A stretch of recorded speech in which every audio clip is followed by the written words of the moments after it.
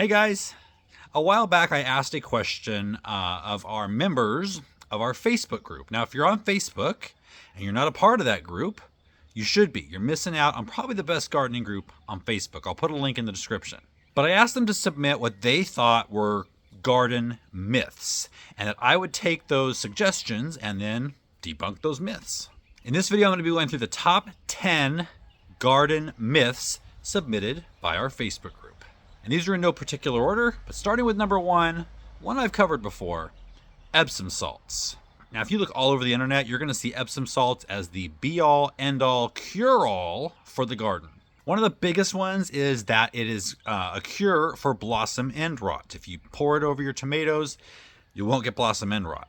The problem is that actually can make the blossom end rot worse. Blossom end rot is a lack of calcium in the plant, not a lack of magnesium, which Epsom salts is. To make matters worse, magnesium and calcium actually fight for uptake into the plant, so you could make the problem worse. Typically, when someone puts Epsom salts on their tomatoes, they water, and water is the cure to blossom end rot. Very seldomly is there not enough calcium in the soil.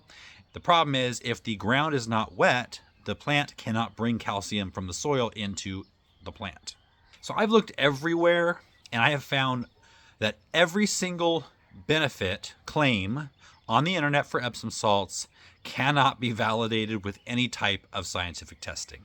The only use for Epsom salts that I have had in the garden is I put it in my container tomatoes, because you never know if the soil that you're putting in your containers has enough magnesium. But honestly, last year was my last time doing that. I just don't think it's worth the time, energy, or money. The next myth is that pine needles, adding pine needles as a mulch, will make your soil acidic.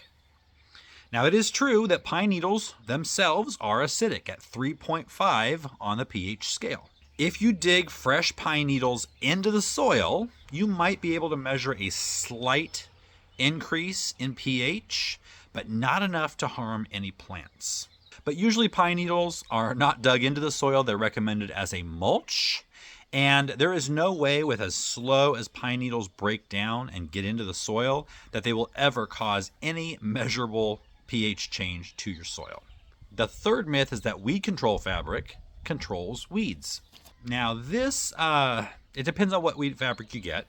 Now I do use weed fabric on my paths only, and it does keep weeds from growing up through it. However, as the years go by, depending on the fabric, it can degrade and weeds can grow through it. If you get a really strong one, it won't degrade as fast. It won't let the weeds grow through. But what can happen is, let's say you've got gravel or something on top of it. Seeds can get in that gravel and dust and dirt that kind of settles its way in there over the years, and it can take hold. And if you let those weeds grow, now the best thing to do if you're using weed cloth, and let's say you have gravel or something, is just keep it stirred up. Take the gravel, if you get little weeds you see germinating, just take a rake or something and just kind of mix it up, dislodge those roots, and you'll be good. If you let them grow like I have in the past, the roots will grow through that weed fabric. So the plants coming up can't get through, but the roots can definitely get down through there. And then when you pull the weed, you pull up your weed cloth right through the gravel. Not fun. I would caution you on using weed cloth in your beds, however, because to really garden organically and sustainably, you want all that good leaf litter and debris on top of the soil to be able to be brought down into the soil by worms and other such methods. But you can't have that if there's a weed fabric. So I put weed fabric, good weed fabric, under my gravel paths, but I do not use it in my beds. So that myth is kind of a half and half. The fourth thing that our Facebook group members thought was a myth was companion planting. Really, people? I wrote a book on it. However, I will say, I had a book that was written in the 70s on companion planting. I won't mention the name. It's very popular, and I tried several things in that book, and I didn't notice any kind of difference in my garden whatsoever. So when I was called by Penguin Random House to write this book, and they said they wanted it on companion planting, I was very disappointed. Because in my mind, companion planting was a bunch of fairy dust. Now, I agreed because I wasn't going to say no to writing a book. I figured there had to be some kind of scientific companion planting out there. And what I found was absolutely amazing. So companion planting, if done right, and if science-based, and of course I'll leave a link to this down below, it absolutely works. It really revolutionized the way I garden. So do it wrong, it's a myth. Do it right, it's an absolute fact. Number 5 is planting hot peppers next to sweet peppers will make the sweet peppers hot. In order to explain this, you have to get into the background of how the genetics work. When you cross a hot pepper and a sweet pepper, if they're growing next to each other, it's the fruit. Nothing changes that year except for the seed.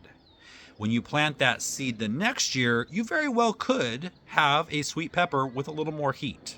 However, it will not affect the actual fruit itself that current year. However, you have to think about the seeds themselves. Let's talk about corn, which may not seem related to peppers, but it is in this instance. If you grow sweet corn next to flint corn or grain corn, and they cross-pollinate, you are eating the seeds of the corn when you eat that corn cob, right? So if you're growing sweet corn next to flint corn and you bite into the corn expecting it to be really sweet because you grew it yourself, you might be in for a disappointment because it has cross-pollinated, and now those seeds have some of the qualities of the grain corn, which means it's going to be starchy, bland, not so sweet. Same thing with the peppers. While the fruit itself did not change this first generation, the seeds did, and there might be a little bit of capsaicin in there. So if you're eating the seeds with the pepper, you might get a little heat. So again, this myth is a half and half. Number 6, planting basil with your tomatoes will increase the flavor of your tomatoes. This is absolutely 100% false. There is absolutely no biological way that anything growing with anything can change the flavor through the roots, through the leaves, or however this is supposed to have been done. Now, basil growing with tomatoes is a great idea, but not for flavor. The very strong, pungent aroma of basil tricks the moth that lays the eggs that become the dreaded tomato hornworm. It tricks them into not being able to smell the tomato plant and moving on to your neighbors who aren't growing basil with their tomatoes. I've grown basil with my tomatoes for the past 5 or 6 years, and in that time, I've never had tomato hornworms. But flavor-wise, it does nothing. Number 7. This is a popular one. In fact, I almost didn't list it because I might just get blackballed. Planting with the phases of the moon. It's a controversial topic. It really is. There are people who swear by it. Their grandma did it. Their great-grandma did it. Their great-great-grandma did it. Unfortunately, I have scoured the earth looking for evidence that this actually works. I didn't find any. I did find some that it doesn't work. I will put a link down below. Don't shoot the messenger. I don't want to step on anybody's grandma's toes, so I'm just going to leave that right there. Number 8, women should not plant when it's that time of the month.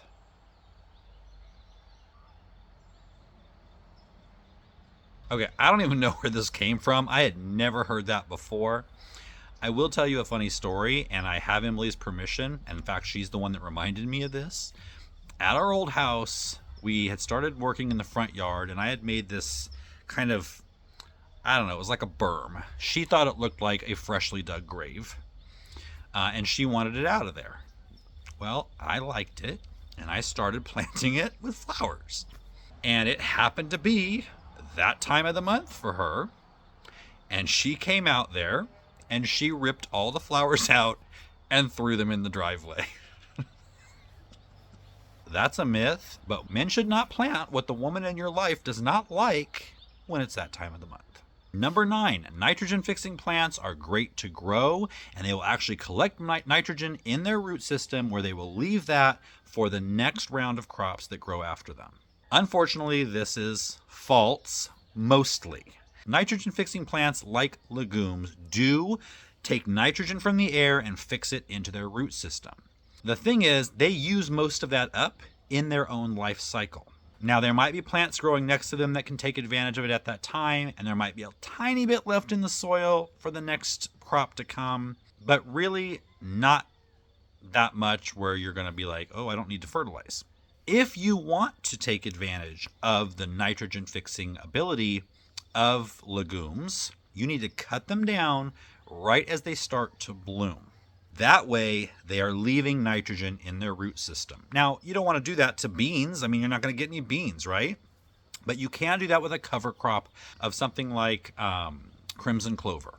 Sow a bed of crimson clover, cut it down right as it starts to bloom, leave all that right there on top of the soil to break down, and not only will you get the nitrogen from the leaves, you'll get the nitrogen that it was collecting in its root system. Number 10, adding sand to clay soil helps make it lighter.